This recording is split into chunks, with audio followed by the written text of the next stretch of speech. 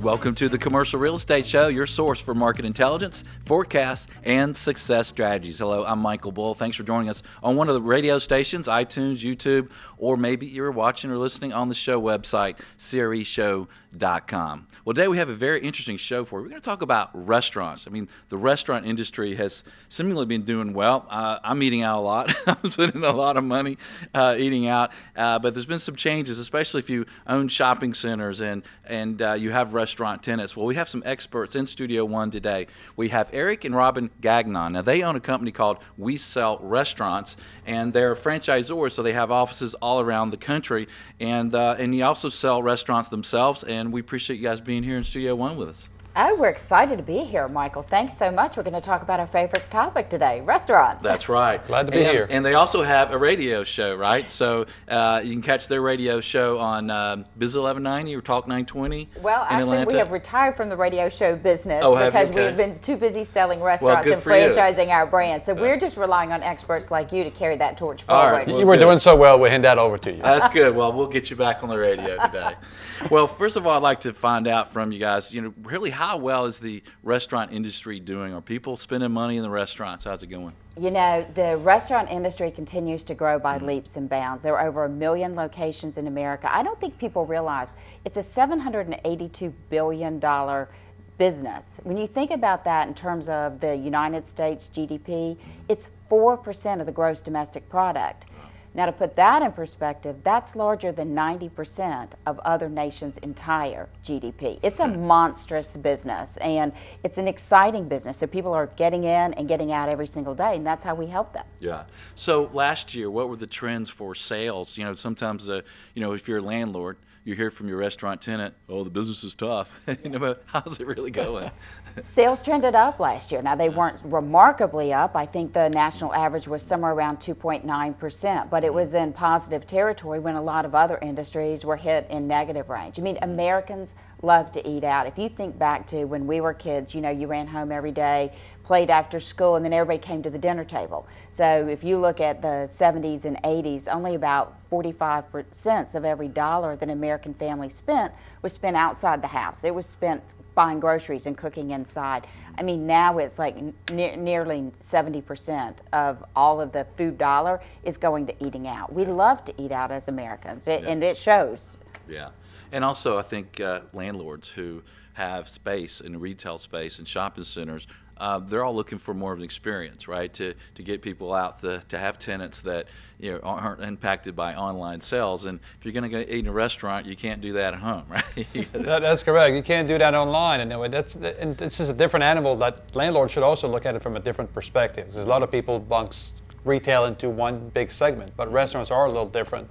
As you can tell when you tell the landlord, says, hey, 3 to 5% a year increase, that's what we charge. On a year when you have 2.9% growth, if you have a 5% year increase, you're actually losing money as a restaurateur. So landlords should be a bit more open about a strategy to come up that is a win-win for them to grow their rent roll, but also to keep the restaurants in business and stay in their centers. Well, a landlord would say, you sound like a tenant rep to me. But that's a good point, though. If your sales are only going up 2.9%, you got a 5% annual increase in your rent, pretty soon your numbers are going the wrong way. Well, there's a lot of talk about what Trump's out there doing and trying to do. How might what Trump wants to do impact the restaurant industry? Oh gosh, there are so many facets of a new administration and how that will impact the restaurant industry. I mean, first and foremost, the restaurant industry is composed of small business owners and operators. 7 in 10 restaurants are single unit owned. So you might see a franchise name over the door, but that's independently owned and operated. So these are small business owners. There is tremendous optimism, some of the highest optimism that we've ever seen in small business, I believe, since 1984 out there. So that's impacting the restaurant industry because the owners feel now as if they can invest in the economy and put capital in and stop reserving that capital they've been holding.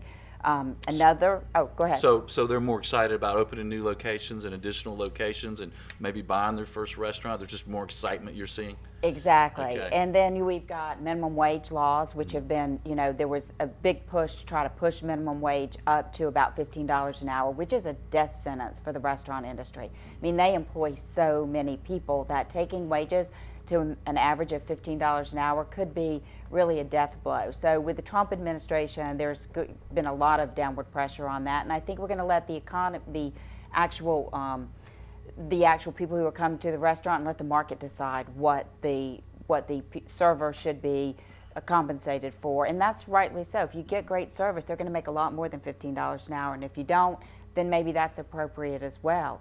And then we have this joint employer concept. So there was a few lawsuits that started that have made it all the way up to federal court, where franchisors were being tagged as in an employer-employee relationship with someone who was employed by the franchise brand. So that has been a huge sticking point, and there is a lot of optimism among the International Franchise Association and among the industry that will kind of go away, because if you start saying that the guy who owns the local Subway in a small town in Peoria is part of a massive organization for Subway National, then all kinds of labor laws and pricing laws and many other things would come into play that would be very, very harmful to the industry. So all those things kind of translate into it's better for the restaurant industry with a new Trump economy. And did you see a bump in sales for these restaurants after Trump was announced? I mean, we had the stock market's been doing well. Did sales jump any, or?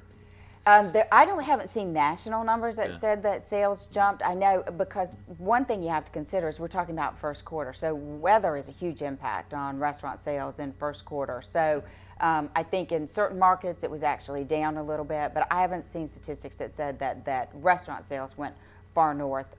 What about you, Eric? No, it's a little early to tell. I think we'll see more at the end of this quarter, but definitely like you said, weather related. I mean, you look at the Southeast, I think this winter has been pretty mild, so sales are doing pretty well. The Midwest has been hit hard with different weather, as well as the West Coast, so that's been challenging for their environment. So I think we'll see, but definitely the optimism on the street and then with the restaurant owners and the patrons has been very, very high. So I think we're going to see a lot of people going out and celebrate. If a listener or viewer is thinking about buying their first restaurant or opening a restaurant, or a landlord's thinking about leasing to some restaurants, what are some of the economic factors out there that will impact the restaurant performance? Is it the job market? Is consumer confidence? What impacts? Oh my goodness. Well, I think both of those. I think the job market right now is incredibly tough. I mean, we were talking to someone who's trying to staff a restaurant in one local market, and he said, for every opening that we have, we're using every form of advertising we can, and we can't get people to come on board. Occupancy cost is a huge concern if you're looking at restaurants. We know a lot of restaurant owners who have rights to develop additional locations, and they're on a hold because they can't find the space, or they can't find the right space. So as landlords are really looking at their spaces, one thing they should consider is, how viable is the concept, what's their background and experience, and also, what kind of traffic driver is that restaurant going to be to your center, which will ultimately help everybody. That whole, the rising boat is carried by the waters of everybody around them. Right. I think food costs also still a lurking pressure on the restaurateurs. Beef is still very expensive right now.